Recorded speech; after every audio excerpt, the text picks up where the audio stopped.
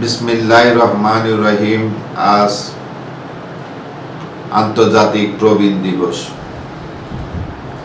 National employment human rights ফাউন্ডেশনের পক্ষ থেকে, সিটিজি টাইম এবং চ্যানেল কর্ণফুলীর পক্ষ থেকে এবং সাইমা প্রপার্টিসের পক্ষ থেকে দেশবাসী বিশ্ববাসীকে সালাম, শুভেচ্ছা, অভিনন্দন জানাচ্ছি। 1990 সালে আন্তর্জাতিক প্রবীণ দিবস পালন করা হচ্ছে 1 অক্টোবর। আমাদের দেশে 1991 সাল থেকে এই দিবসটি পালন করে আসতেছে। প্রবীণ কারা? যারা আমরা বলি থাকি, যারা বাপ দাদারা, বয়স্কদেরকে বলা হয় প্রবীণ। এই প্রবীণরা ঘরের মধ্যে বসে থাকে, কেউ অসুস্থতার জীবন যাপন করে, কেউ কিডনি ফেল, কেউ ক্যান্সার আক্রান্ত, কেউ আবার অবসরে, চাকরি থেকে অবসরের পর বাড়িতে অবস্থান করতেছে। তাদের জীবন কাহিনী শুনলে আমাদের এখন অনেক কষ্ট লাগে, কারণ ইদানিং দেখা যাচ্ছে তাদেরকে সম্মান দেওয়া হচ্ছে না। তারা যেতটুকু সম্মান পাওয়ার কথা ছেলে সন্তানদের কাছ থেকে, সেই ততটুকু বুক করতে পারতেছে না। তার পারিবারিক কারণে, সামাজিক কারণে এবং রাষ্ট্রীয় কারণে অনেক প্রবীণেরা আজ অসহায়। তারা যেমন দেশকে ভালোবাসে, অনেকেই এখন মুক্তিযোদ্ধা বেঁচে আছে দেশ স্বাধীন করার জন্য, অনেকেই আবার অবসরে নেওয়ার পর চাকরি থেকে মানবতারও জীবনযাপন করতেছে, কারণ তার সন্তানরা যে আশা ভরসা নিয়ে সন্তানকে মানুষ করছে, জায়গা জমিন বিড়া বাড়ি বিক্রি করে ছেলে সন্তানদের মানুষ করার পর সেই ছেলে সন্তান বউরা প্রবীণদেরকে, বাপদেরকে, তাদেরকে সুন্দরভাবে দেখাশোনা করতেছে না। এর জন্য একটি আইন হওয়া দরকার। কোনো বৃদ্ধ লোক মা বাবাকে অবহেলা করা যাবে না, আশ্রয় কেন্দ্রে পাঠানো যাবে না, তার সন্তানি যার আছে তার সে কোনোদিন আশ্রয় কেন্দ্রে যাবে না, এবং তাকে সময় মতো মূল্য দিতে হবে। কারণ আগের প্রবীণদের সামনে আমরা যারা ছোট ছিলাম,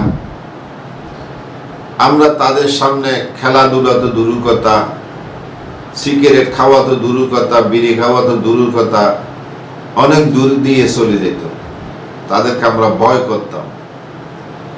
এখন ছেলেবেলেরা প্রবীণদের সামনে সিগারেট, পায়ের উপর পা তুলে নানান রকম বেয়াদবিমূলক আচরণ করে। এটা সমাজের জন্য কোনো কল্যাণ হইতে পারে না। আর ইদানিং দেখা যাচ্ছে আগের মতো প্রবীণ লোক এখন পাওয়া যাচ্ছে না, গুটি কয়েক মাত্র পাওয়া যাচ্ছে। অনেকেই এই 60-65 মধ্যে দুনিয়া দেখে বিদায় দিচ্ছে। যদিও মৃত্যুর হার কমছে, আমাদের দেশেও কমছে, বিশ্বতে কমছে, কিন্তু খাদ্যদ্রব্য ভেজালের কারণে অনেক প্রবীণরা এখন আর নাই। 100-150 বছর আমরা অনেক মুরব্বীদেরকে দেখতাম, এখন আর দেখা যাচ্ছে না।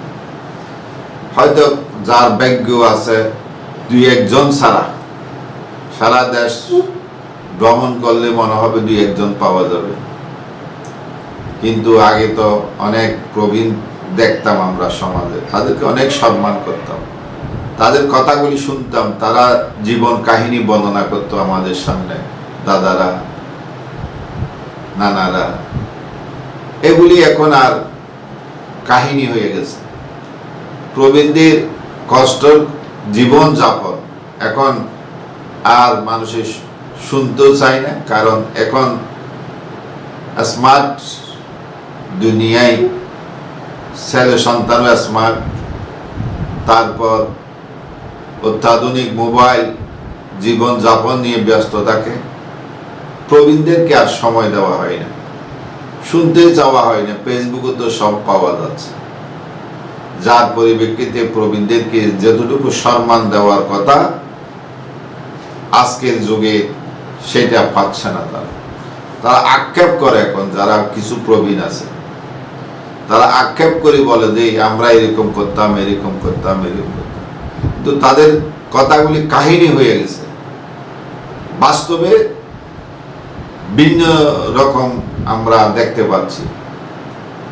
আমাদেরকে এই প্রবীণদের কাছ থেকে শিক্ষা নেওয়া দরকার।